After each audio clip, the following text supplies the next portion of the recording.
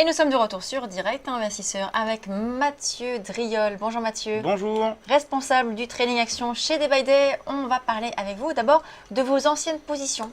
Vous avez pris des positions, on va voir un petit peu où elles en sont. Alors Oui. il y avait trois positions sur lesquelles on va revenir, c'est Mercialis, Eramet et BNP. Donc, Alors on en est où? Alors, ce sont des positions qu'on a pris le 16 mars à l'achat pour toutes les trois.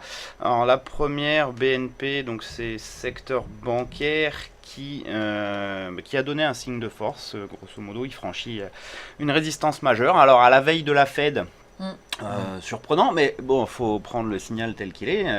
Il nous dit les valeurs bancaires, on le vend en poupe. Et BNP, moi, ce qui m'avait intéressé sur ce titre-là, c'est globalement en fait une invalidation de figure. C'est-à-dire que j'avais la construction ici d'une figure bien connue des analystes qui est une sorte de tête-épaule. C'est une figure de retournement. Sauf que lorsqu'on n'arrive pas à déclencher une figure de retournement, généralement il se produit l'effet inverse. C'est-à-dire qu'au lieu de baisser de la taille de la figure, on monte de la taille de la figure. Donc on a une sorte d'effet de ciseau assez important, puisque ici, au lieu de grosso modo se diriger, vous le voyez, vers 48,75, et en fait, au final, qu'est-ce qui se passe? C'est qu'on devrait monter vers 54,90, parce que les investisseurs sont, d'une certaine façon, complètement pris à revers.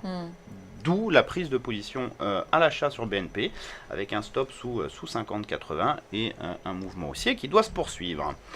Mercialis, bon là c'est une configuration qui est plus classique, et qui est assez forte, tendance haussière très propre, sortie de consolidation par le haut le 13 mars. Pour l'instant, un mouvement qui cale un petit peu. Bon, ça prend son temps, on casse même pas un premier petit support. Le premier petit support et le point d'entrée idéal, c'est ce niveau à 22,50, le stop se situe là-dessous, sous 21,90 grosso modo. C'est plus ou moins le milieu de la consolidation, puis surtout c'est un très beau niveau d'accélération. Donc ça, je rappelle que ce sont des valeurs sur lesquelles vous avez pris des positions. Oui, je suis déjà. Vous êtes en position. D'accord, vous êtes déjà en position. Est-ce que vous n'avez pas, donc vous n'avez pas encore soldé la position là? Non. Vous êtes toujours. Ouais, je les garde pour l'instant. Vous voyez par exemple sur Mercialis, toujours pas de signe de faiblesse. On peut encore refaire un petit pullback, mais ça ne changerait pour l'instant pas grand-chose à la configuration. Autre valeur, Eramet, sur la dernière, vous avez également une position. Là, c'est un peu plus compliqué. C'était un petit pari qui n'est pas encore couronné de succès, mais qui n'est pas invalidé non plus. Eramet, moi, c'est une valeur à laquelle je m'intéresse en fait depuis ce gap ici, gap haussier très important au-dessus d'une résistance majeure, puis qu'il a vraiment libéré une énergie haussière impressionnante. On fait une résistance vers 93, et puis depuis cette résistance, on consolide. Et qu'est-ce qui se passe sur Eramet? C'est que lors de cette séance-là, j'y ai vu vraiment un gap haussier, une accélération et un possible nouveau développement haussier, une nouvelle jambe haussière. A priori, on cale complètement sous, ça veut dire, on va dire 91. On voit ces nombreux tests de cette résistance, on réintègre le canal. Ça, dans l'absolu, c'est quand même pas super, malheureusement. Je pensais qu'on allait reprendre une tendance. Pour l'instant, on ne le fait pas. Le titre Eramet, comme on l'a vu sur le graphique, à long terme est assez mal orienté, il est en tendance baissière. Est-ce que selon vous, l'ouverture du gap dont vous avez parlé constitue justement un retournement potentiel de tendance? Assez clairement, oui. Pour moi, j'ai eu vraiment ici, donc bon, sur longue période, ça ne se discute pas, ça baisse.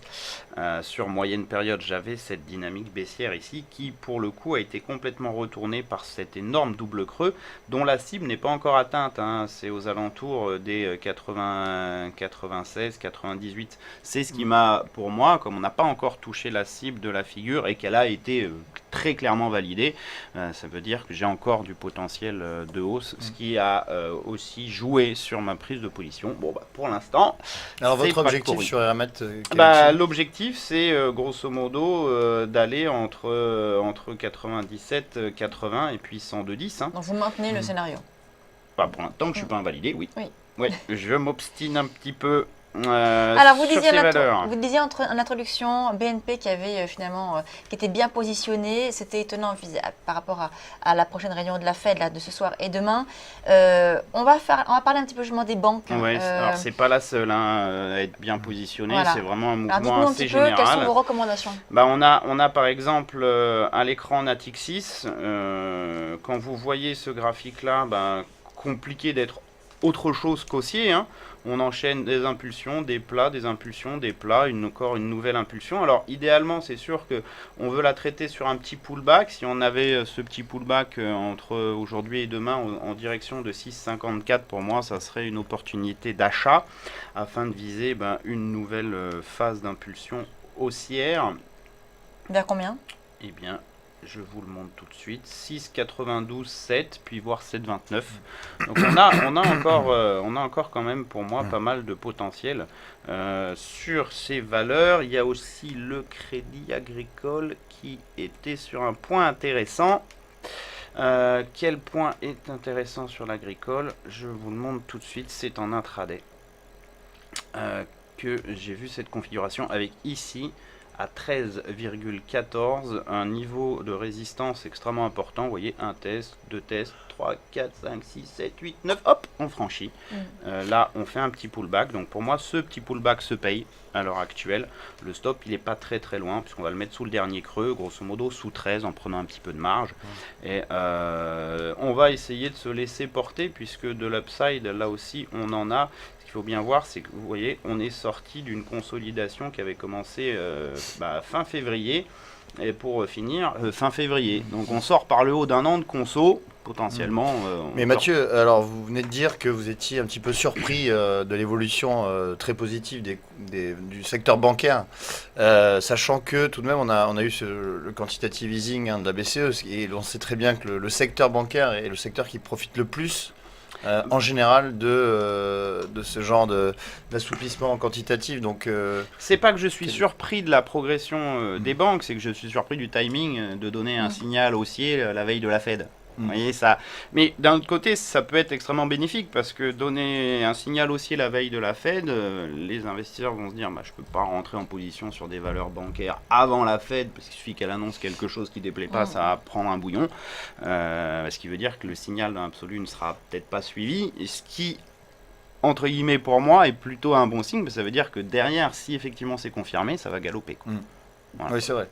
C'est vrai que si les marchés sont un petit peu déçus par le discours de la Fed. Là, c'est le risque, hein, vous voyez. Pour avoir un faux signal peut-être. Voilà, le risque en fait, c'est que vous voyez, pour l'instant, donc le signal, c'est le franchissement de cette ancienne résistance majeure à 209,30. Pour l'instant, c'est pas colossalement boule, puisqu'on manque un petit peu de puissance directionnelle, mais ça pourrait le devenir. L'avantage, c'est que, entre guillemets, le stop est pas très loin, 207,50. Si on réintègre, après, on a un grand vide jusqu'à 200. Donc pour moi, pour l'instant, en tout cas, graphiquement parlant, je n'ai absolument aucun... j'ai pas d'alternative, c'est boule, c'est haussier, on a donné un signal haussier, donc j'achète. Alors sur Crédit Agricole, pour revenir, donc vous avez dit on achète à quel niveau et on vise quel niveau? On achète dans les cours actuels, puisque le pullback sur 13,14 a été fait, plus ou moins, je vous le montre à l'écran aujourd'hui. Vous voyez ici, on est revenu plus ou moins, on vaut 13,25, pour 10 centimes. Après on peut espérer gratter les 10 centimes encore, hein, puisque le pullback idéal, ça serait de revenir exactement juste là-dessus. Le stop, il est donc sous 13 €. Et sur l'agricole, ça dépend après vraiment ce que l'on veut conserver, si on se met en swing ou si on se met en intraday. Parce qu'en swing, grosso modo, le potentiel haussier, c'est celui-là, 13,83, puis potentiellement 14,77. Hein. Donc autant vous dire qu'on a quand même, là aussi, de la marge à la hausse.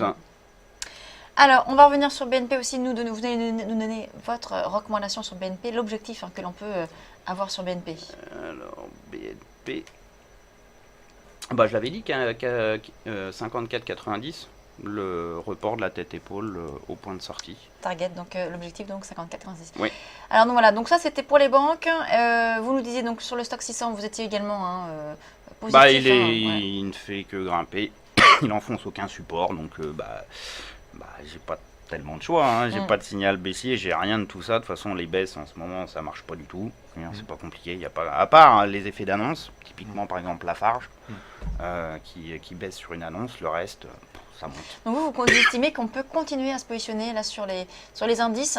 Souvent, on a des intervenants qui nous disent attention, justement, les marchés sont très haussiers, on peut être en zone de surachat, il faut potentiellement peut-être rester un petit peu à l'écart ou alors pas forcément reprendre position.